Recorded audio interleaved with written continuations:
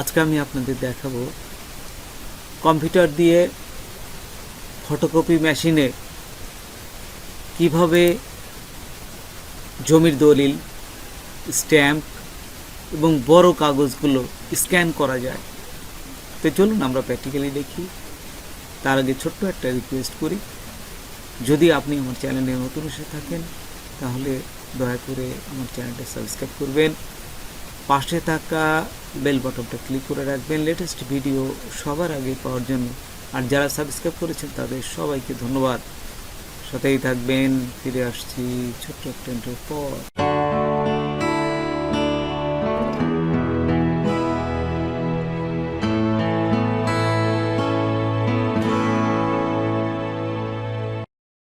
আডোবি Photoshop open করার পর এখান থেকে চলে যাবে এই যে ফাইলে, তারপরে ইম্পোর্ট, তারপরে এখান থেকে স্টুডিও 2523, হ্যাঁ, এটা দেওয়ার সাথে সাথে এইখানে যদি ওপেন করি দেখুন এইভাবে আসবে।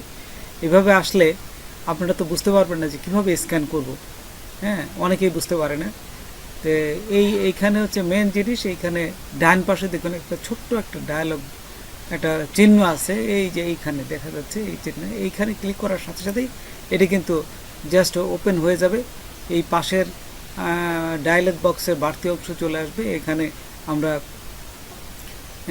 এই সমস্ত কিছু দেখতে পারবো এবং এখানে সাইজ প্লাস রেজুলেশন সব কিছু চেঞ্জ করতে পারবো।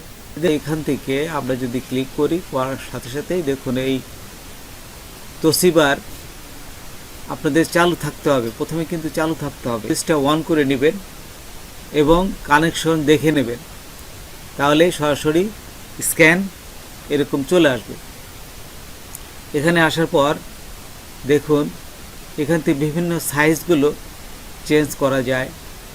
এই যে আমি স্ক্যান করলেই প্রথমে প্রিভিউ দিয়ে দেখতে পারেন, আর স্ক্যান দিলে একবারে চলে আসবে। এই যে স্ক্যান দিলেই এইখানে দেখুন আমার কম্পিউটারে চলে আসছে একটা স্ট্যাম্প যে আমি কাজ করেছিলাম। বড় যেগুলো যদি আপনারা স্ক্যানার দিয়ে করেন তাহলে কিন্তু এরকম বড় পেজ করতে পারবেন না। যারা ইমিটেশন করে, তারপরে জমির দলিল করে, একবারে প্রিন্ট করা কিন্তু এই ফটোকপি মেশিন দিয়েই করা যায়।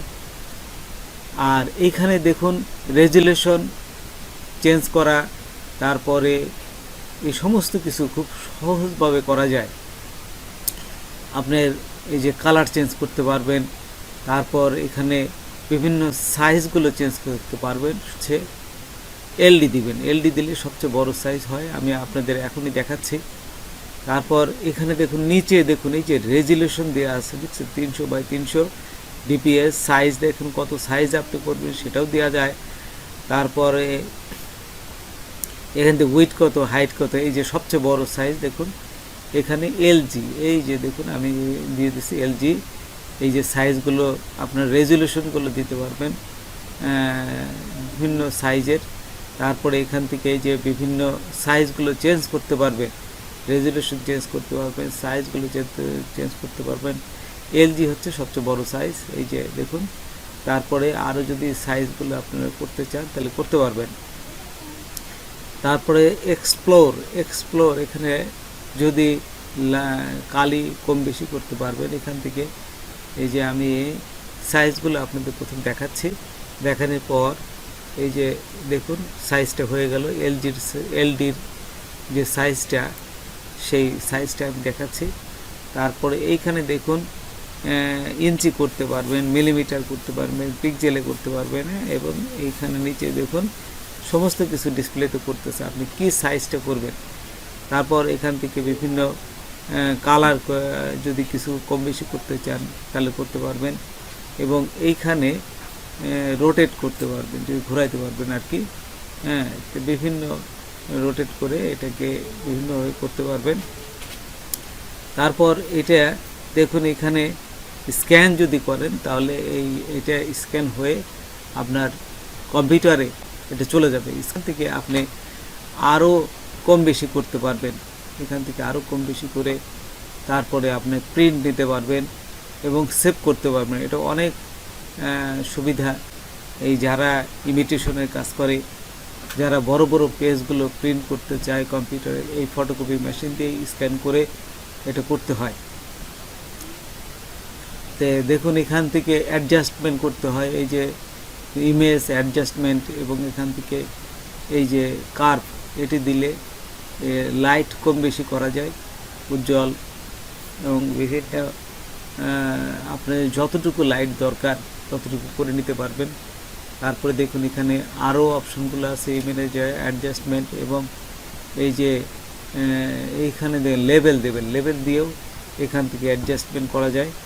হ্যাঁ, এখান থেকে দেখে নেবেন, আরও অনেকগুলো আছে, কালার চেঞ্জ করা যায়।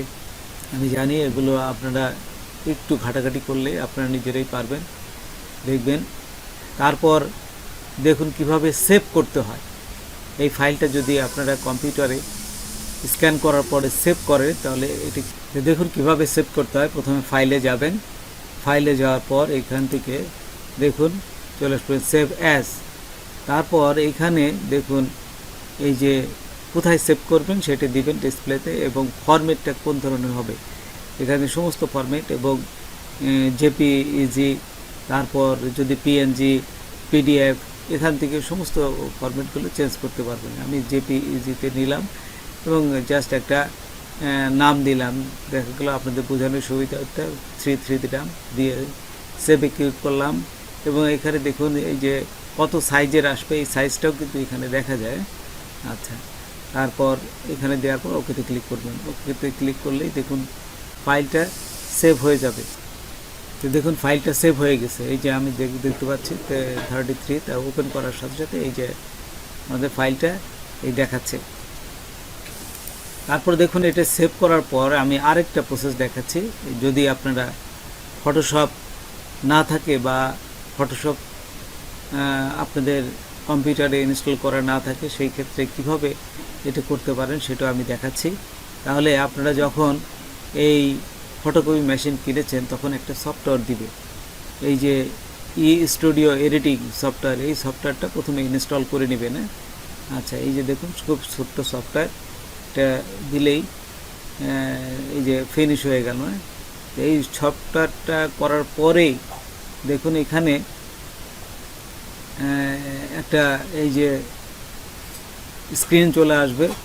জাস্ট এইখানে আপনারা যদি স্টার্টে ক্লিক করলে পারে, দেখুন এই যে নিচে studio scan editor, studio scan editor, এটা চলে আসবে। এখান থেকে আপনারা খুব সহজে এটাও স্ক্যান করতে পারেন। যাদের ফটোশপ সফটওয়্যার নাই তারা সরাসরি এখান থেকে স্ক্যান করতে পারবেন। এটা একটা খুবই ভালো প্রসেস। এইখানে দেখুন এই যে আমি স্টুডিওতে করলাম, তারপরে এই যে স্ক্যানার দেখা যাচ্ছে ছবিটা, যে জাস্ট এখানে এই যে এখানে ক্লিক করবে, দেখুন সিলেক্ট, তারপরে এই যে ফটোকপি সিলেক্ট করে সিলেক্ট দিলাম, তারপরে এই যে স্ক্যানার, এই যে স্ক্যানারে ক্লিক করার সাথে সাথেই দেখুন এখানে চলে আসছে এই যে ছবিটা আপনার।